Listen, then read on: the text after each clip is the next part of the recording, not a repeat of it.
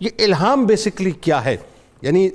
اس پہ تھوڑا سا یہ بھی ذرا بتائیے گا اسٹارٹنگ میں کہ ایک ہمارے ہاں جو ٹرم یوز ہوتی ہے صاحب القاء کی، اور ایک ٹرم یوز ہوتی ہے الہام کی۔ الہام کی ذرا سا وضاحت کیجیے گا کیا ہے؟ بنیادی طور پہ القاء قرآن مجید فرقان حمید میں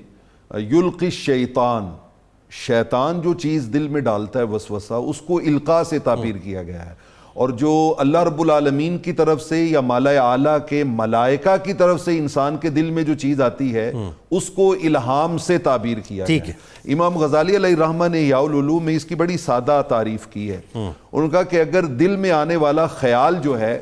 وہ آپ کو نیکی کی طرف لے کے جائے تو سمجھے یہ الہام ہے، ٹھیک، اور اگر وہ دل میں آنے والا خیال آپ کو کسی گناہ کی طرف لے کے جائے تو سمجھ لیں کہ یہ القاء اور وسوسہ ہے، یہ شیطان کی طرف سے ہے۔ الہام کا تعلق تو بلکہ الہام تو دراصل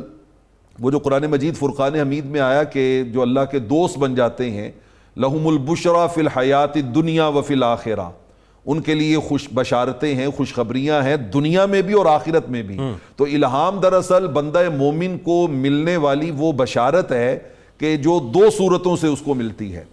یا تو یہ خواب کی صورت میں، یعنی اس کی دو صورتیں اس طرح بنتی ہیں۔ صحیح مسلم کی روایت ہے، حضور علیہ الصلوۃ والسلام نے فرمایا لم یبقى من النبوۃ شیء الا المبشرات، نبوت میں سے کوئی شے باقی نہیں رہ گئی سوائے بشارات کے، مبشرات کے۔ صحابہ اکرام نے عرض کی یا رسول اللہ یہ مبشرات کیا ہیں؟ فرمایا الرؤیا الصالحہ، نیک خواب جو انسان دیکھتا ہے، تو کبھی کبھی حالت خواب میں بصورت رؤیا انسان کو مستقبل میں آنے والی کسی چیز کے بارے میں خبر دے دی جاتی ہے، اور بعض اوقات اللہ رب العالمین کی طرف سے یا ملائکہ کی طرف سے یا وہ جو فرشتہ ساتھ میں اللہ رب العالمین نے رکھا ہوا ہے اس کی طرف سے دل میں ایک ایسی چیز ڈال دی جاتی ہے کہ جو آپ کو نیکی کی طرف لے کے جاتی ہے۔ ٹھیک ہے، جیسے آپ نے اپنے انٹرو میں سیدنا فاروق اعظم رضی اللہ تعالیٰ عنہ کی مثال دی، وہ معروف واقعہ ہے جسے امام ابن حجر اسقلانی نے الاصابہ میں اور صاحب مشکات نے مشکات المصابیح میں بیان کیا، لیکن میں اس کا ایک تھوڑا سا ڈیفرنٹ ورژن جو ہے وہ امام ابن ملقن کی کتاب کے حوالے سے، الاعلام کے حوالے سے میں وہ آپ کے سامنے رکھنا چاہتا ہوں کہ جب وہ حضرت سیدنا فاروق اعظم رضی اللہ تعالیٰ عنہ نے ممبر پہ بیٹھے ہوئے کہا تھا نا یا ساریۃ الجبل، سبحان اللہ، آپ نے بیان کیا کہ میری امت میں پہلی امتوں میں محدث ہوتے تھے،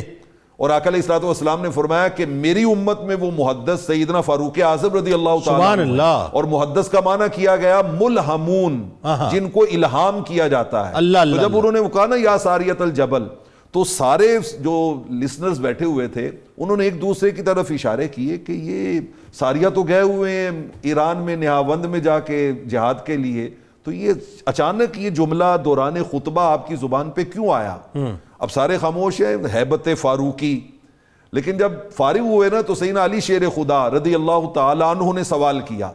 انہوں نے کہا کہ بھائی آپ نے یہ دوران خطبہ یہ امیر المومنین آپ نے کیا فرمایا؟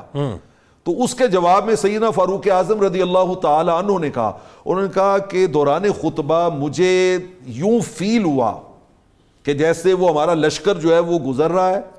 پہاڑ ہے، پہاڑ کے بیک پہ دشمن ہے، اور اگر ہمارے لشکر نے اس کو پہاڑ کو کراس کر لیا تو شکست کھا جائیں گے، ٹھیک، اور اگر پہاڑ کی اوٹ لے کے انہوں نے لڑائی کی تو کامیاب ہو جائیں گے، ٹھیک۔ تو یہ مجھے فیل ہوا اور مجھے دکھائی دیا، سو میں نے کہا یا ساریۃ الجبل۔ اور جب وہ ملک ایران سے واپس پلٹ کے لشکر آیا تو انہوں نے کہا کہ ہمیں شکست ہو رہی تھی، اس آواز نے شکست کو فتح میں بدل دیا۔ اللہ اللہ اللہ، تو یہ بنیادی طور پہ الہام ہے۔ نہیں، کمال بات تو یہ کہ ایک الہام تو سیدنا عمر فاروق رضی اللہ تعالیٰ عنہ کو ہوا، اور ایک الہام ان کو ہوا جو وہاں مطلب لڑ رہے تھے، انہوں نے تو ان کو کشف ہوا، ان کو الہام ہوا اور ان کو کشف ہوا، مطلب حسیات میں انہوں نے سنا اس آواز کو، ان کے دل میں نہیں آیا کہ بلکہ انہوں نے سیدنا فاروق اعظم کی آواز کو پریکٹیکلی سنا اور سن پہ پھر اس کے اوپر عمل